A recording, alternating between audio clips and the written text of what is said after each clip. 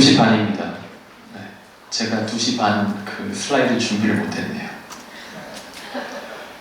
아까 주최 측에서 그러시더라고요. 그 2시 반 발표 죄송하다고 하시면서 이 앞에 시계를 보지 말고 충분히 하시라고.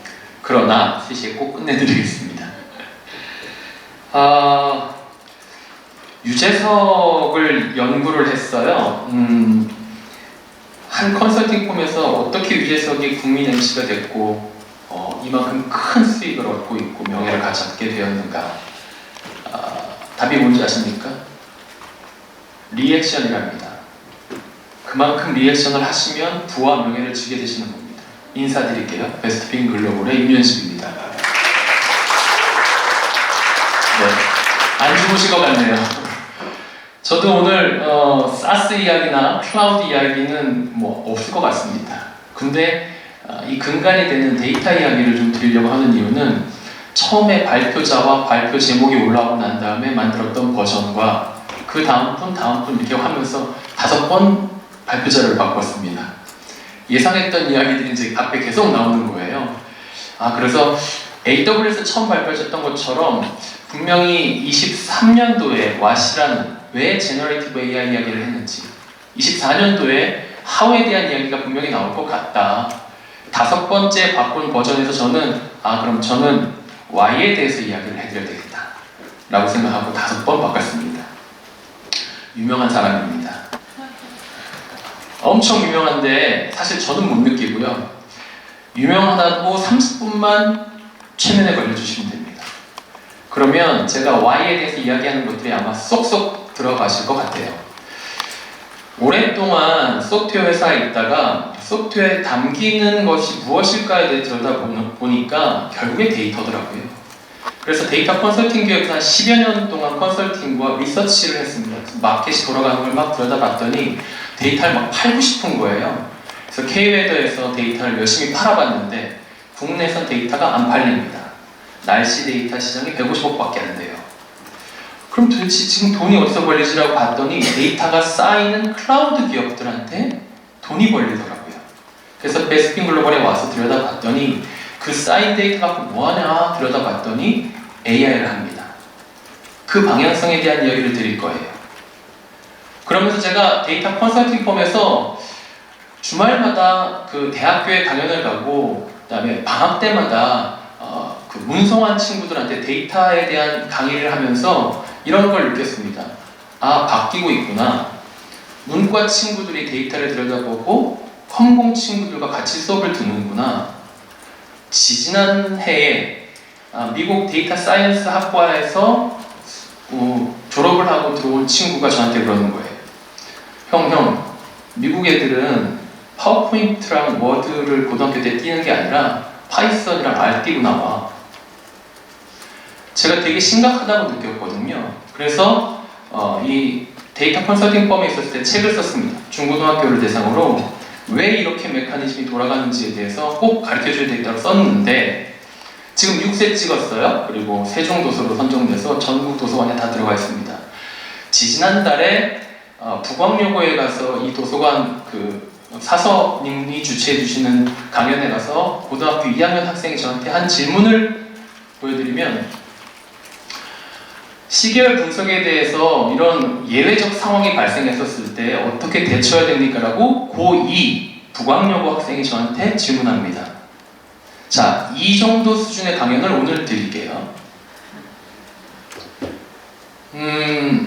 여기 계신 분들의 제일 숙제가 뭔지 아세요? 우리 사장님들이 지금 엄청 쫄고 있습니다. 계속적으로 매체에서 이런 분석해요. 거의 90% 되는 대표님들이 AI 못하면 우리 이제 그냥 죽는 게 아니라 100년 뒤지는구나. 이 뒤에 있는 그 기사 제 말미에 뭐가 있었냐면 23.3%가 오너한테 맨날 갈굼당한다라고 예쁘게 정리해가지고 써져 있더라고요. 큰일입니다. 그럼 어디에 도입하고 있느냐? 실제는 내부 업무에 많이 들어가고 있고요. 대외 고객용으로 쓰이기 시작하는 과정에 있습니다. 그래서 일단 우리 직원들이 다 써봐야 돼요. 아까 몇 번 보셨듯이 코파일럿이라든가 포토샵이라든가 이미 AI가 들어와 있는 어플리케이션들을 내부 생산성 높이는 데 쓰고 있는 겁니다. 그런데 그런 것들을 가지고 80% 쓰고 있다고 일단은 답변은 합니다. 근데 내 비즈니스가 AI가 적용이 안 되면 앞으로 100년 뒤질 거라고 무서워하고 있는 거죠. 그럼 글로벌리 얼만큼 투자가 되고 있는지 계속 들여다봤어요. 올 초에 나왔던 330개 글로벌 기업들 IT 구매 담당자들은 AI랑 클라우드에 집중 투자합니다. 사실은 이것보다 더 중요한 거는 서버 안 사요. 시스템 네트워크 안 봐요. 어플리케이션 돈 안 씁니다. 방향이 보이시죠? 사실 지금 저희가 알파고 정도까지는 예측이 됐고요. 이 다음에 오픈 AI의 챗 GPT가 나온 다음부터는 상황이 완전히 달라져서 앞으로 어떻게 될지 모르겠어요. 저도 감이 안 옵니다. 근데 이런 거는 뭐예요? 각각의 빅테크 기업들이 파운데이션 모델과 LLM 서비스 기반의 서비스를 막 내놓으면서 자기만의 차별점을 뭔가 어필하기 위해서 노력합니다. 뭐 불과 몇 개월 전에 클로드가 엄청 개발 잘해요. 뭐 제미나이는 GWS랑 같이 파워풀하게 쓸 수 있어요. 너무너무 막 각자 이 게임이 엄청 시작됐는데 결과적으로 이 친구들이 지금 뭐하고 계신지 아세요? 웃긴 AI 만듭니다. 유머러스한 AI. 왜일까요? 지겨우니까. 기존에 있었던 애들 쓰면 답이 뻔하니까 예측이 되거든요. 나를 조금이라도 더 익사이팅하고 내가 너랑 같이 대화를 더 오래 할 수 있게 해주기 위한 유머러스한 AI를 만들어내기 위해서 굉장히 투자를 많이 하고 있습니다. 그 투자의 모양들이 여기 막 보이는데요. 이게 사실은 어떤 단면인 것 같아요. 어쨌든 간에 클라우드와 생성형 AI는 뗄래야 뗄 수 없는 관계로 동일하게 움직여집니다. 얼만큼 많은 LLM 모델을 쓰느냐, 그 다음에 파운데이션 모델을 활용하느냐에 따라서 클라우드 산업이 쭉 같이 밀려 올라가는 그림이에요. 그런데 이거 판이 뒤집겠구나? 저는 그렇게 생각하지 않습니다. 각각의 뒷심이 조금씩 다르고요. 앞으로 판도 어떻게 바뀔지 잘 모르겠어요. 올해 CES에서 드래곤이라는 테마, 한국에 있는 그 컨설팅 펌이 쓰신 용어예요. 드래곤이라는 테마를 가지고 전체 CES를 써머리했어요. 여기에 보면 헬스케어라든가 로보틱스, 뭐 오토모바일이라든가 젠 AI, 온디바이스, 넷제로 되어 있는 이 키워드들을 올려가지고 드래곤이라고 요약했는데 궁극적으로는 G, 저 제너레이티브 AI가 DRAON 다 들어간다는 이야기였어요. 근데 전 개인적으로는 이 제너레이티브 AI보다는 온디바이스 AI에 더 집중이 되더라고요. 왜 그런지 설명드릴게요. 일단 젠 AI는 엄청난 생태계가 만들어지고 있는 거 사실입니다. 뒤쪽에 내가 더 보여드릴 텐데 이미 판뒤집기가 시작됐다는 생각이 들고요. 그 판뒤집기를 통해서 그래 정점으로 갔다가 이제는 한풀 꺾이겠네 라는 이 환멸의 협곡으로 내려가고 있는 단계라고 가스는 이야기하고 있어요. 온디바이스 얘기는 좀 이따 드리겠습니다. 그러다 보니 파운데이션 모델이 전지전능하지 않다라는 거는 이미 이제 여러분들 여기 다 알고 계신단 말이에요. 그러면서 아까 말씀드렸던 이런 문제들이 발생이 되고 있고 지금은 챗 GPT 4, 5, I5 이렇게 막 나오기 시작하고 미니 이렇게 나오면서 기업이 이 파운데이션 모델을 이용하고 LLM을 이용해가지고 내부적으로 AI를 할 수 있도록 돕게 하기 위한 저가 경쟁이 시작됐습니다. 그럼 이 문제들을 해결하기 위해서 어떤 여러분들은 조치를 취해야 되느냐? 베스핀 같은 회사, 저희 같은 회사.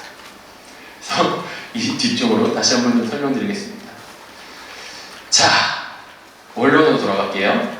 왜 데이터 리터러시인가? 디지털 리터러시라는 이야기 많이 들어보셨죠? 리터러시 이렇게 생각하시면 되게 편합니다. 여러분들 자제분들은 휴대폰을 딱 켜자마자 전혀 사용자 매뉴얼을 보지 않습니다. 여러분 지금 나도 안 보는데 아니요. 여러분들 옴니아에서 갤럭시로 넘어오실 때 이 휴대폰 케이스에 있는 이 두툼한 매뉴얼을 막 이렇게 보셨던 분들이에요. 그죠? 우리 아이들은 절대로 보지 않습니다. 그냥 디지털 네이티브가 되어 있기 때문에 이 디지털 리터러시가 되게 익숙해요. 익숙해요. 저희 데이터 리터러시 익숙하십니까? 하얘지셔야 된다는 이야기를 드리려고 합니다. 제가 정의한 데이터의 기본 구조는 이렇습니다. 수집해야죠. IoT라든가 기타 등등. 두 번째, 저장해야죠. 클라우드랑 기타 등등. 빅데이터를 분석해야죠. 애널리틱, 그 다음 활용해야죠. 모빌리티나 모바일 이런 수많은 디바이스를 활용해야죠. 자, 보이시죠? 뭐죠? 잊어먹지 마세요. 이거 제가 지은 이름입니다. 장거리 핵탄두미사일. 네. ICBM이에요. 결국에는 수집해서 저장해서 분석하고 활용하고가 일반적인 지금 정보통신학과 교과서에 나오는 이야기입니다. 좀 더 심플하게 볼까요? 잘 저장해서 잘 쓰라는 얘기입니다. 자, 교통정보를 모아요. GPS 정보를 모아요. 잘 저장합니다. 어디에? 클라우드에. 어떻게 써요? 잘 분석해서 잘 활용하면 이렇게 가세요가 아니라 여기까지 몇 시 몇 분에 도착합니다. 비용 얼마 들어요? 점점 예측의 단계가 올라갑니다. 거의 뭐 신의 경지까지 간 거죠? 조금 더 심플하게 고민해 볼까요? 결국에는 데이터가 많아지면 많아질수록 지혜 단계에 이르른다는 DIKW 이론은 여러분들 잘 아실 거예요. 문제는 2010년도에 터진 스마트폰 빅뱅 때문에 이놈의 데이터가 너무 많아졌어. 그러면 이렇게 많아진 게 그럼 과거지사 태초부터 여태까지 거보다 2010년 이후가 4배가 더 많다 막 이런 얘기가 나오고 있는데 그럼 과거 어떻게 했을까요? 자, 알타미라 동굴에 있는 이 그림을 좀 들여다볼게요. 제가 아버지의 자식한테 소를 잡아서 잘 먹이려고 잘 잡아오고가지고 아들 너가 잡아야지 라고 그렸습니다.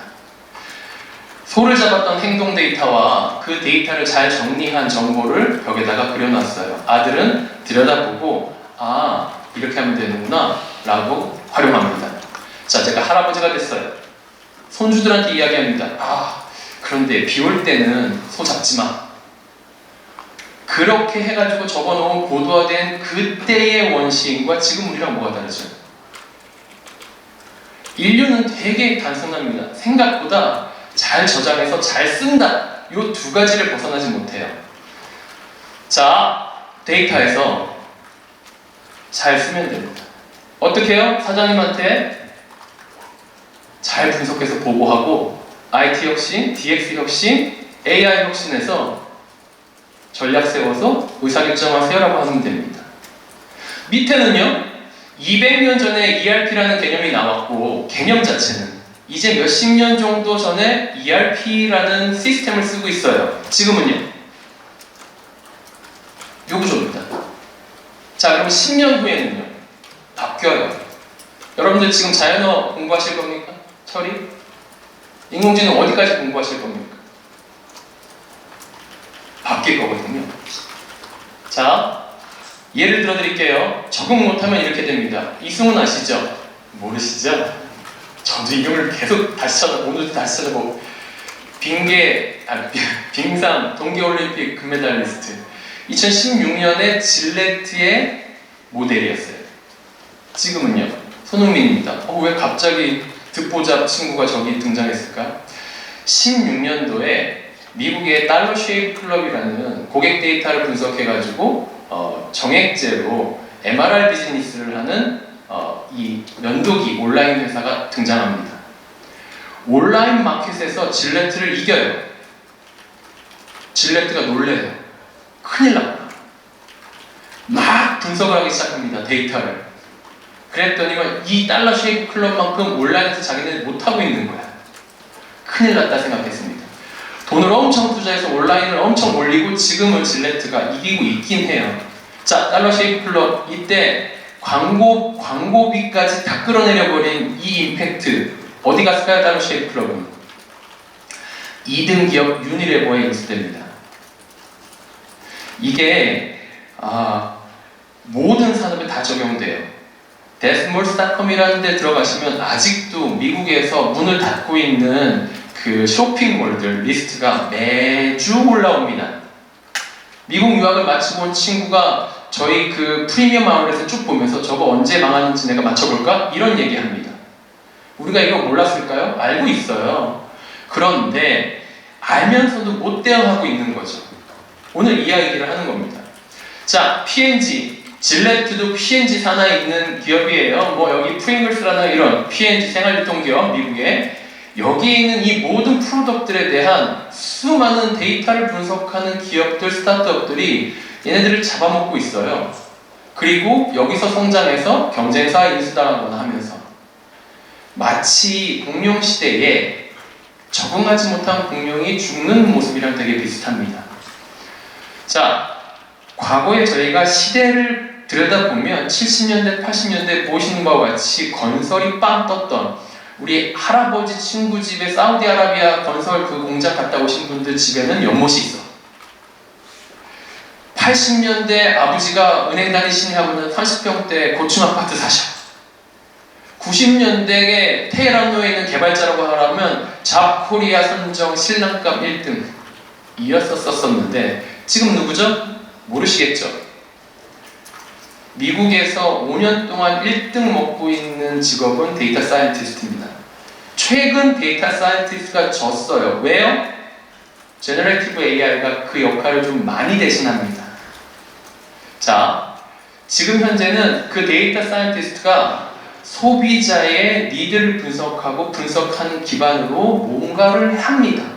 소를 잡아요. 그 소를 잡는 이야기를 조금 더 들여다볼게요. 제가 문송한 사람이기 때문에 경영학 관련된 이 마켓에 대해서 계속 들여다보고 있는데 2011년도에 마테크, 마케팅 테크놀로지 기업, 저 안에 100개의 기업 안에는 오라클도 있고요, 사스도 있고요, 어도비도 있습니다. 저 100개가 있었던 2011년도에 100개였는데요. 2016년도가 되니까 3,874개가 되더라고요. 작년에 어땠을까요? 14,100개가 됩니다. 내년에 어떻게 될까요? 모르긴 몰라도 저는 분명히 2만 개가 넘어갈 거라고 생각이 됩니다. 왜? 제너레이티브 AI 때문에.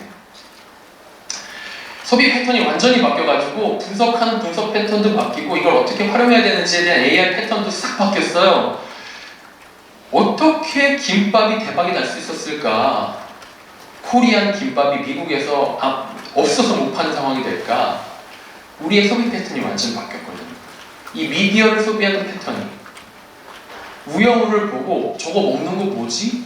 미국에서 들여다보고 저 우영우가 먹는 김밥을 먹겠다고 국내에서 유일하게 사실은 다 안 좋다고 하는데 쌀 가공식품만 성장하고 있습니다.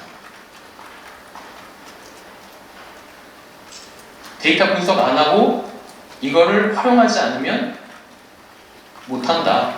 오늘의 또 두 번째 여러분들 기억하셔야 될 키워드 아시죠? 좋아요, 댓글, 구독, 알람 설정. 따라해 보실까요? 접대꿀. 네. 꼭 기억하셔야 되는 키워드입니다. 이거 여러분들 기업에 존폐가 걸리는 문제입니다. 결국에 여러분들이 AI 도입하시는 모든 이유가 소비자가 어떻게 움직이고 있는지를 분석하기 위함이고 몇 시에 도착하는지, 얼마에 도착하는지, 소를 어떻게 잡으면지에 대한 걸 예측하기 때문이에요. 숫자로 딱 보여지는 게 CRM 아시죠? 여기 대부분 다 IT 기업이시던데 CRM 소프트웨어, SaaS 모든 이 소프트웨어 쪽에서 고객을 분석하는 소프트웨어만 성장합니다. 이 메커니즘을 구동시키는 기본 논리를 알려드릴게요. ICBM, 이게 사람일 수도 있고요. 요즘엔 기계도 ICBM입니다. 이 ICBM이 예를 들어서 저라고 칠게요. 제가 오늘 치킨집에서 치킨을 먹었어요. 그러면 그 데이터를 데이터 브로커, 정보 브로커가 사서 맥주집에 팝니다. 다시요. 미국에 나이키를 좋아하는 바가 30살이 되면 이 친구도 이제 골프 준비하라고 이제 얘기한단 말이에요. 골프 좀 준비해.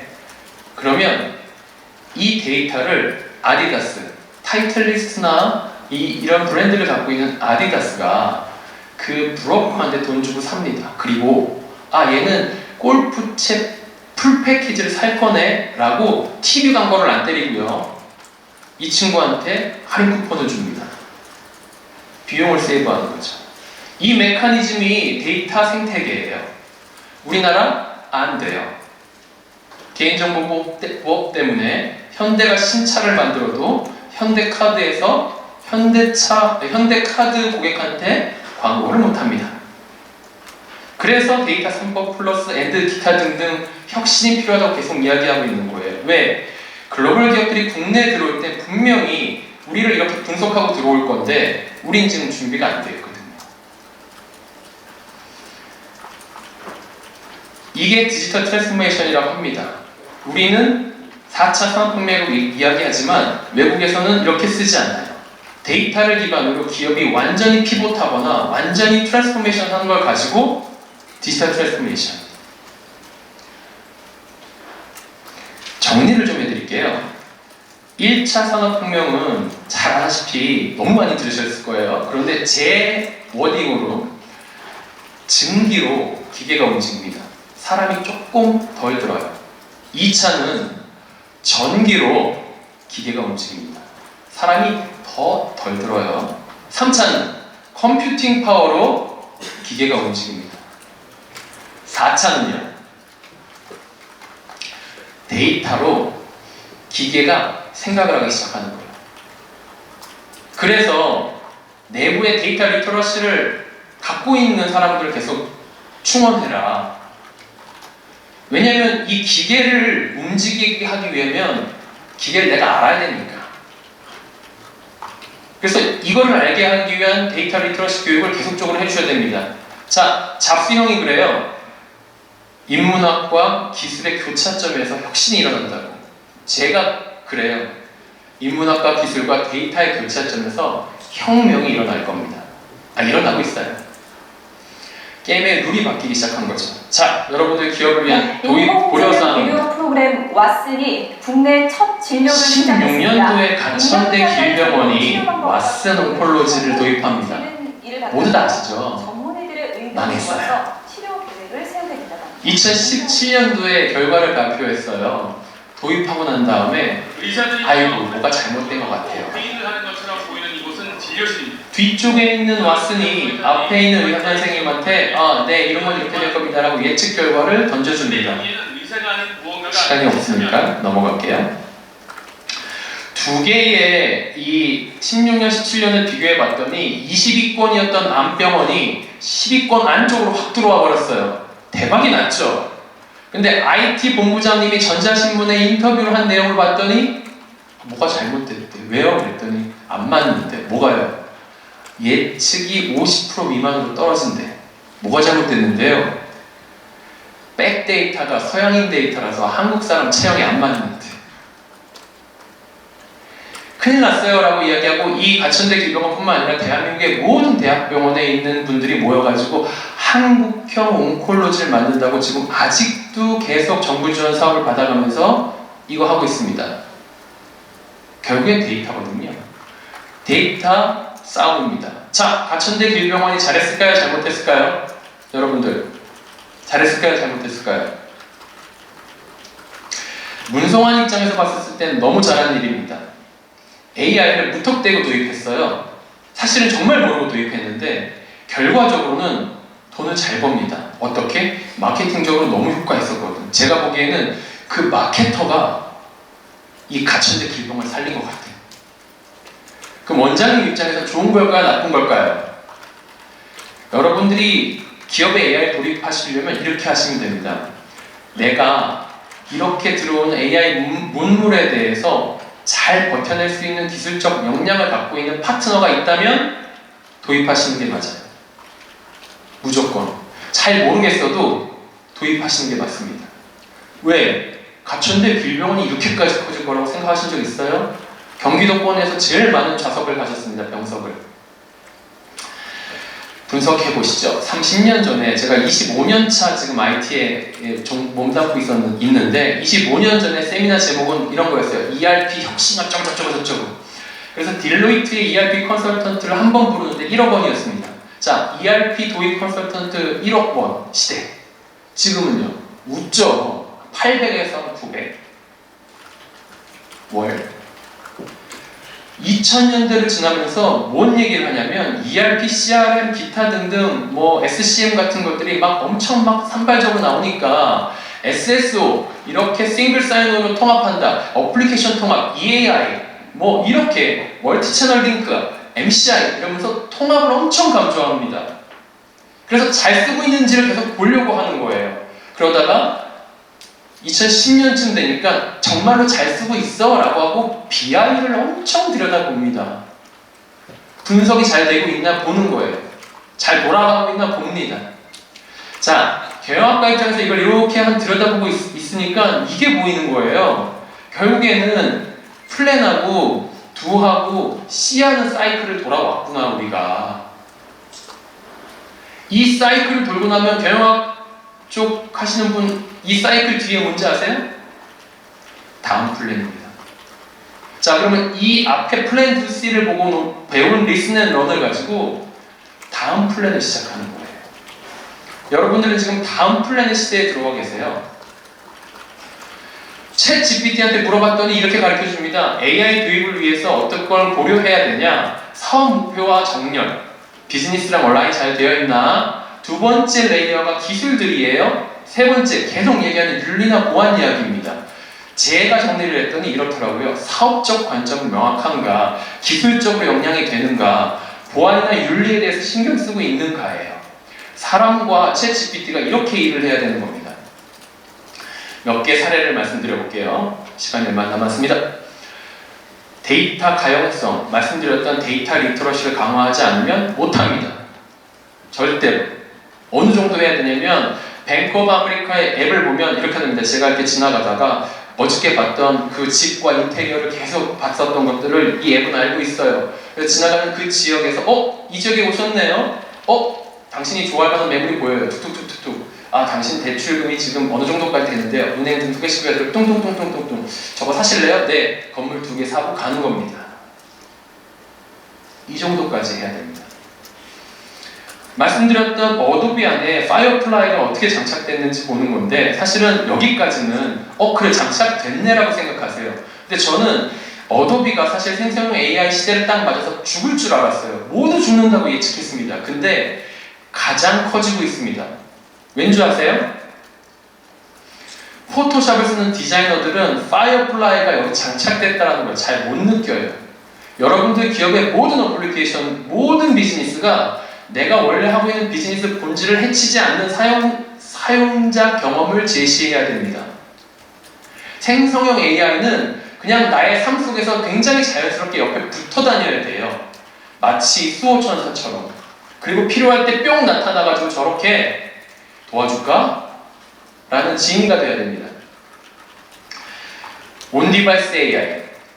애플이 있는 인텔리전스를 발표하고 주가가 2%가 떨어졌어요. 1.9%. 다음날 7%가 오릅니다. 저는 그럴 줄 알았어요. 여러분도 모르셨죠? 왠지 아세요? 애플 인텔리전스 엉망진창이었습니다. 그러나 하루 만에 분석가들이 우와!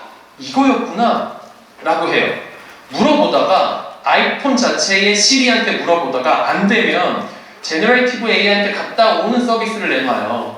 어떻게 되는 구동이 되냐면 우리 엄마 언제 비행기 공항에 도착해? 라고 하면 안에 있는 내 이메일, 내 문자, 엄마랑 통화 내용 쭉 다 긁어다가 이 아이폰이 시리가 몇 월 몇 시에 도착하니까 너는 언제까지 가려면 버스 몇 시에 타고 그때쯤 준비하고 엄마 만나? 이렇게 얘기합니다. 이건 폰 안에서 끝나요.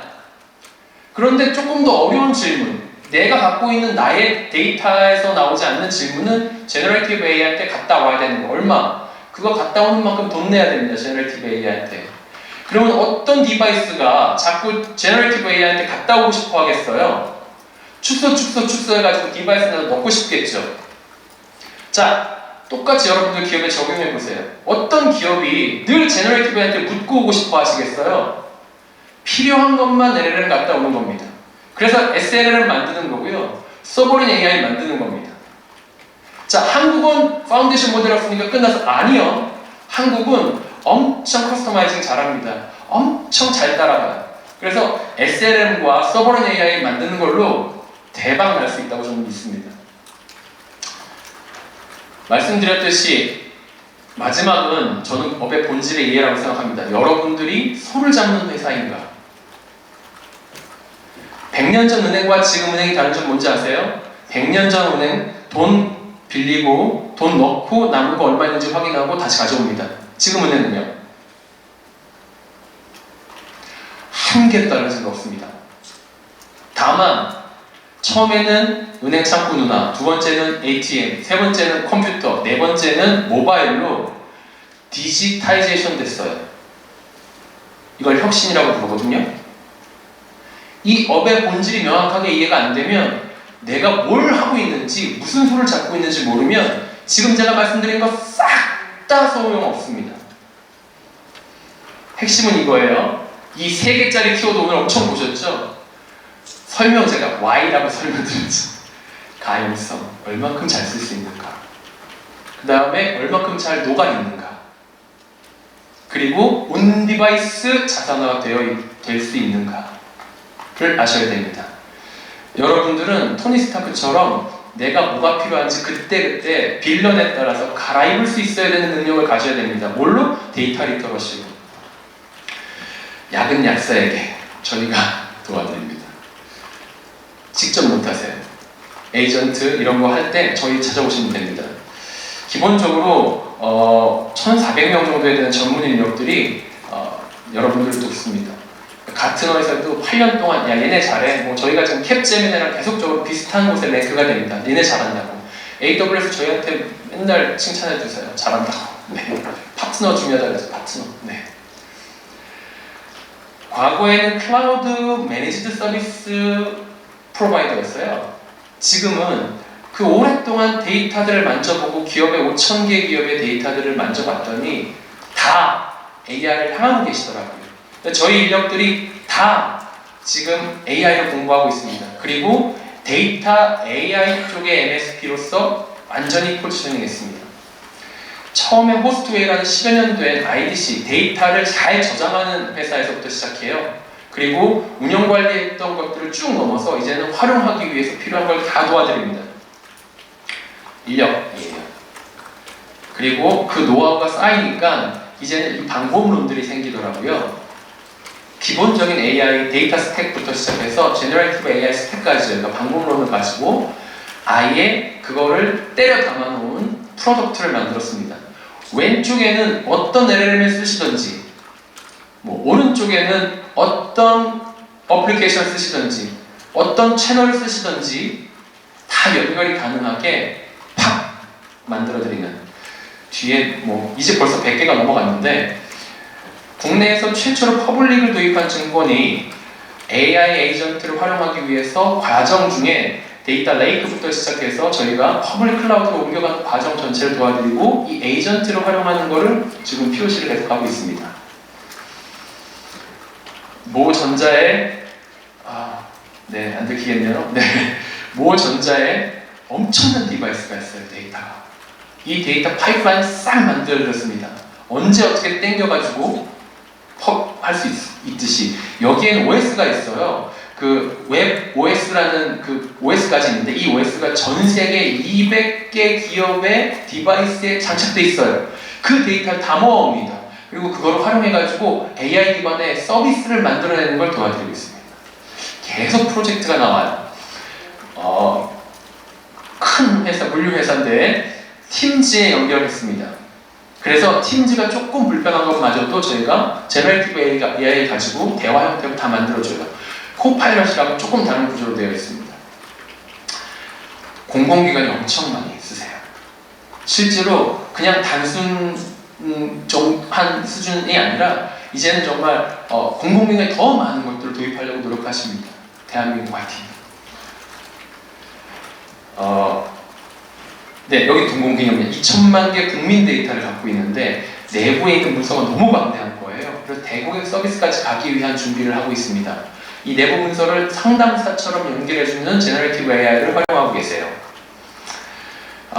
통신사인데요. AICC를 구축하는데 기존에 AI 기반 콜센터를 구축하는 것 대비 저희가 딱 계산해봤더니 기간도 80%, 비용도 70%까지 절감이 되더라고요.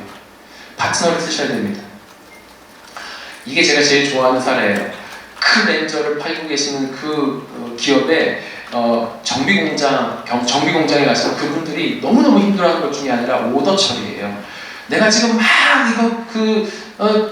차를 고치고 있는데 범퍼 떨어진 거를 막 이제 오더를 처리하면 가가지고 막 장갑 빼고 막 이래 되는데 이걸 저희가 합니다. 그냥 옆에 전화기 놓고 쿵 눌러가지고 범퍼 몇 번 몇 개 오더해줘 그러면 띡 하고 다 처리가 되는 거예요. 실제로 생활하시는 분들이 눈에 보이지 않게 사용자 명을 해치지 않고 이런 것들을 저희가 벌써 100개 이상 하고 있습니다. 이미 POC는 너무 많이 했고 한 30여 개는 온 라이브 되고 있어요. 자, 엄청 많이 말씀드렸지만 더 궁금한 건 전화주세요. 제가 준비한 건 여기까지입니다. 선택은 여러분들의 몫입니다. 감사합니다.